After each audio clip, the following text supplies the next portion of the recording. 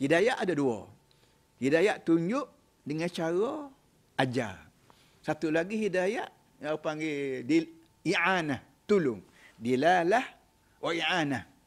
Saya selalu misalkan, kalau saudara turun Kota Baru dan saudara tak biasa Kota Baru, saudara berjumpa dengan polis trafik.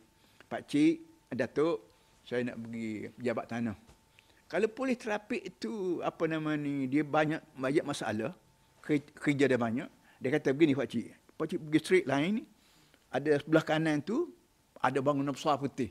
Tu pejabat tanah lah tu. Itu satu. Satu lagi polis kesian tengok pada orang kampung tua ni.